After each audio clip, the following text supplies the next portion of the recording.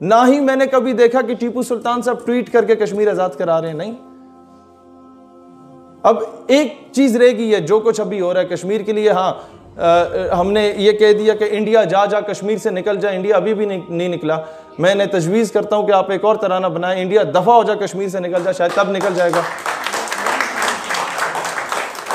या आपसे फिर भी नहीं निकलता तो मैं भाईजान से कहता हूं कि भाईजान एक ऐसी फिल्म बनाए जिसमें आप खुद हीरो होंगे, तो तब जाके शायद कश्मीर वापस चला जाए।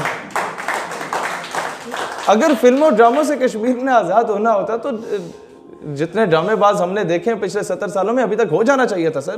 पिछले 22 साल से खान साहब बात कर रहे थे, आज उसको इम्प्लीमेंट करने की ज़रूरत है खान साहब, कि आपने यकसा तालीमी निज़ाम की बात की थी, जहाँ मदारिस को साइंस एंड टेक्नोलॉजी पढ़ाना बहुत ज़रूरी है, वहीं तालीमी इदारों में कुल हु अल्लाहु अहद पढ़ाना भी बहुत ज़रूरी है।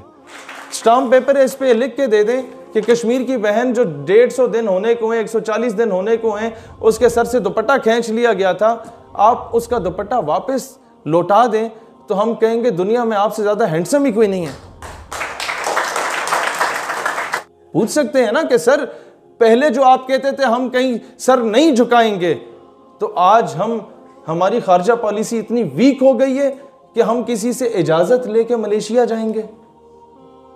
हम इतने कमजोर पड़ गए कि हम किसी से इजाजत लेके कश्मीर की आजादी की बात करेंगे, नहीं तो we would be declared as a terrorist. Radical Islamic terrorism की बात करते हैं सर डोनाल्ड ट्रंप साहब। What Israel is doing in Palestine, thousands of innocent children are being incinerated with the white phosphorus. We had never used the terminology of bloody radical Jewish terrorism. We never said it. What America did with Iraq, with Iran, with Libya, with Syria, with Lebanon, with Afghanistan, they had fired 12,000 bombs in Iraq. We had never used the terminology of radical, bloody, radical Christian terrorism or extremism. We never used these sort of things. What that goon, that Modi did in occupied Kashmir, in Assam, in Telangana, in Uttar Pradesh, in Andhra Pradesh, in Delhi, in Jamia Milli Delhi, we had never used the terminology of radical, bloody Hindus extremism. No, we didn't do this.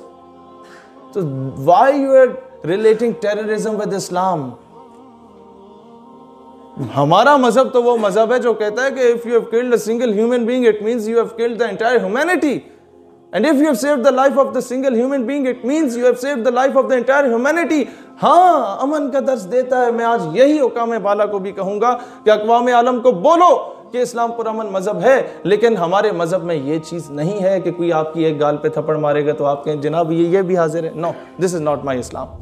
वो फिर कहता है कि आप रख के जवाब दें। अपने दिफा का हक रखता है इस्लाम। मां बहन बेटी की इज्जत के साथ जब ज्यादतियां की जा रही हों तो इस्लाम मोहम्मद बिन कासिम को लश्कर के साथ सिंध रवाना कर देता है। जब मजलूमों के साथ जुल्म किया जा रहा हो तो तारिक बिन ज़ियाद को वहां रवाना कर दिया जाता है, और जो कहते हैं कि जी हमारी जो तादाद है वो हिंदुस्तान से तो 10 गुना कम है, 7 गुना कम है, तो तारिक बिन ज़ियाद की तादाद भी तो 10 गुना कम थी। He was the core commander. Tariq bin Ziyad का वापसी का रास्ता तो कश्तियों से था। तारिक बिन ज़ियाद ने कश्तियों को जला दिया था और शहादत को गले से लगाने का ऐलान कर दिया था। असल तो यह है कि आज हमारे मीडिया पे बैठ के अफगानिस्तान के खिलाफ बात तो की जा सकती है, सऊदीया, तुर्की और ईरान के खिलाफ तो बात की जा सकती है, लेकिन माजरत के साथ ये असद जानते होंगे कि आज इनडायरेक्टली इजराइल को तस्लीम करने की भी कहीं ना कहीं से बातें आ रही हैं। वो डिबेट स्टार्ट होना शुरू हो गई है। ये बहुत बड़ा नज़रियाती असास पे हमला है।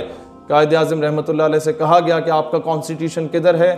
हम आज तक एक ही तकरीर बताते हैं जहाँ पर वो कहते हैं you are allowed to go to your temples and churches. बिल्कुल दुरुस्त है, ये सेकुलर स्टेट नहीं, यही मीसा के मदीना का दर्स है, यही फतह मक्का का दर्स है, जब रसूलुल्लाह अलैहि सल्लम ने सब माइनॉरिटीज़ को इजाज़त दी कि आप you are free to practise your religion. It doesn't means कि कायद आज़म एक सेकुलर या लिबरल रियासत चाहते थे। कायद आज़म क्या रियासत चाहते थे? उनसे पूछा गया कॉन्स्टिट्यूशन क्या है, कहते हैं मुझे क्या ज़रूरत है बनाने की, 1400 साल पहले मेरे नबी बना के दे गए थे कॉन्स्टिट्यूशन। और हम लोग रस्मी कलामी गुफ्तगू करके चले जाते हैं कि जी वो साहब भी ना नाराज़ हों, ये साहब भी ना नाराज़ हों, वो सारे खुश हों। नहीं सर, जब आप सच बोलेंगे तो एक दो ने नाराज़ होना है।